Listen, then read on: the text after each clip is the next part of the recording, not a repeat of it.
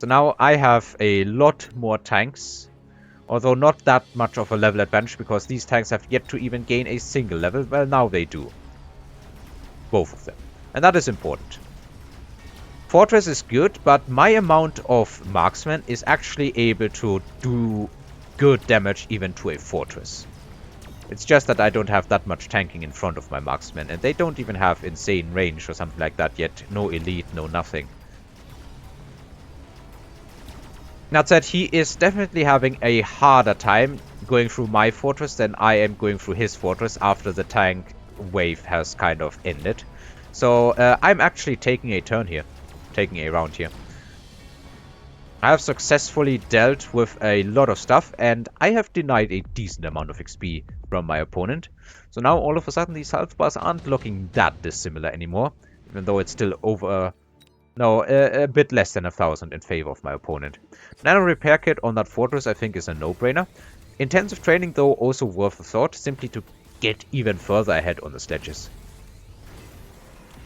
I go for elite on the marksman because they are hitting level 3 on average about.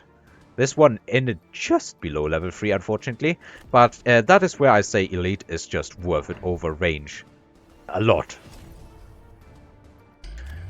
He's shielding the fangs, which is definitely scary. He did do a very good job, because basically I added on marksman, but he added additional chaff for the later turns.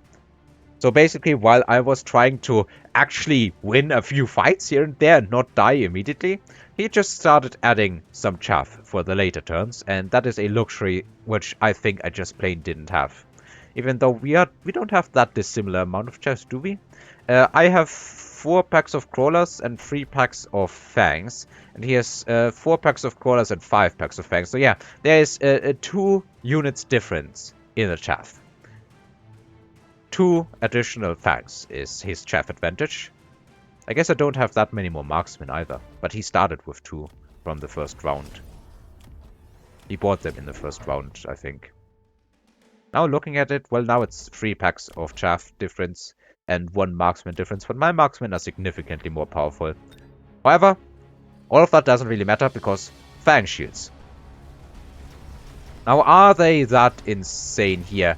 The tanks already shoot usually 2 or 3 at the same unit, so I don't necessarily think that the fang shields are insane value, but they are definitely value, and good value. Because any amount of time you can survive in a sledge mirror is a moment that can bring you victory or defeat. He steamrolls even the level tanks over here. There's nothing left in front of my units to protect, and the delayed fangs here are doing wonders for him. I really think that in a sledge mirror, delayed chaff is much, much better than earlier chaff. However, even with the fang shields, he is unable to kill this level 3 now, soon to be, fortress with health regeneration. And a lot of my tanks can level, and I have an amplifying core here. I wish I could also throw super heavy armor on that fortress, but that would be broken.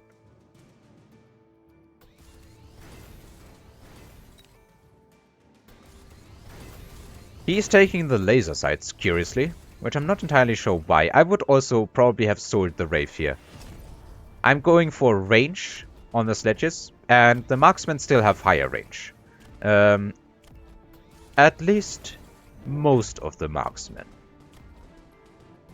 I didn't really consider that, but yeah, extended range sledges with range, you apparently need at least level 4 marksmen, so that they have more range. He is going for some Stormcallers, which is probably to delete the chaff here in the middle more efficiently. I have basically spent all my money on more sledges and some more crawlers, which I think in late... No, actually I think that was to prevent myself from flanking. But I think my opponent doesn't flank at all. He is a very honorable player.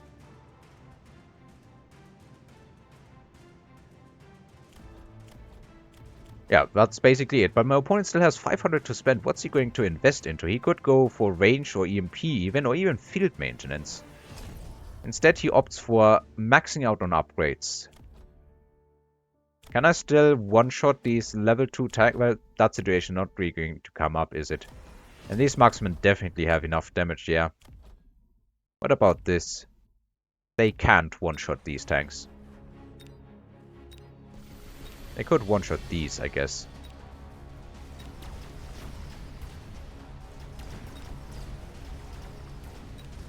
Yeah, it's just barely within kill range. However, the marksmen, of course, have a different target in mind. And that is, first of all, the, what's it called? The Wraith. And then the Fortress. No tech Fortress, but level 2 and level 3, with that amount of damage, with that amount of healing, is just a huge barrier to deal with. This would be worth dropping a melting point onto, just by itself. I'm just going to accelerate because this is not exactly a fast fight.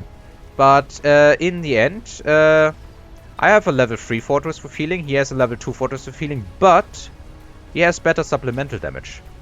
So he actually takes the win here and his Fortress doesn't die. Instead, his Fortress, of course, hits level 3 as well. I think I'm putting too much faith into the marksmen, all things considered. They are not good enough against a level 2 Fortress with healing. Let alone a level 3 Fortress. So, next round. We would have something like Senior Manufacturing if you want to drop more Fortresses. We have Giant Hunter if you want to hard counter that. We have Missile Strike if you want to get rid of a bit of chaff. And I think I opt for the Missile Strike here, actually. He, of course, levels the Fortress and drops some more and gives them Fang production. He's doing what is absolutely right. Meanwhile, I am trying to just delete some units. I can no longer delete these marksmen. They have way too much health. I would need almost double the missile damage to kill this marksman here. He has sold something. I'm not sure what he sold. Did he sell out of a pack of sledges? No, that would be insane. I'm dropping the armor-piercing bullets because I think I have so many sledge levels. Maybe, just maybe, I can do this. And I'm dropping even more sledges. I'm just committing entirely all the way through to the sledges. I'm starting to run out of positions to reasonably drop them in the first place. Does he go for fire? No, he is just going for oil. He probably is planning to go for fire in the next turn, which is also totally reasonable. I start to lead some Stormcrawlers here. And damage some other units. Put some Fang Shields off, not on cooldown, but destroy them entirely. The sledges are killing the fortresses. However, can they kill this giant fortress? Can my opponent still kill my fortress? That said, with Fang production and Fang Shields, this is just not going down. And my tanks are still stuck shooting the chaff. Next wave of chaff is coming in, but only one fortress has actually produced anything. Does it only produce level 1 Fangs? Am I stupid? Oh, it only produces level 1 Fangs regardless. Anyway, I don't think I need to elaborate much longer how this is going. His fortress is shooting my fortress and the DPS is enough. Meanwhile, my tanks are stuck shooting nothing but Fangs. Tower goes down, and that ends up being the loss for me. So my opponent has engaged in very honorable combat and defeated me in a flankless unit, similar at least mirror of ER Sledges. I still enjoy this match. Mr. Spring, and by the way, Spring as in... no, Autumn was it. Autumn, not Spring. Has, I guess he's out of his season because right now is spring. Maybe that's why I was thinking about it. But he definitely was making the better plays. I should have gone for a different strategy, I think. But it's just hard to say no to ER Sledges. It's just that I think, yeah, it's hard to say. I think I threw it. I should have gotten some Vulcans. Let's be honest. I should have gotten some Vulcans or some Stormcrawlers of my own and used fire. But instead I just went with Sledge memes all the way through. That is what was the issue here, I think. Anyway, this has been a fun game nonetheless. Good on my opponent for winning, and see all of you ladies and gentlemen next time again.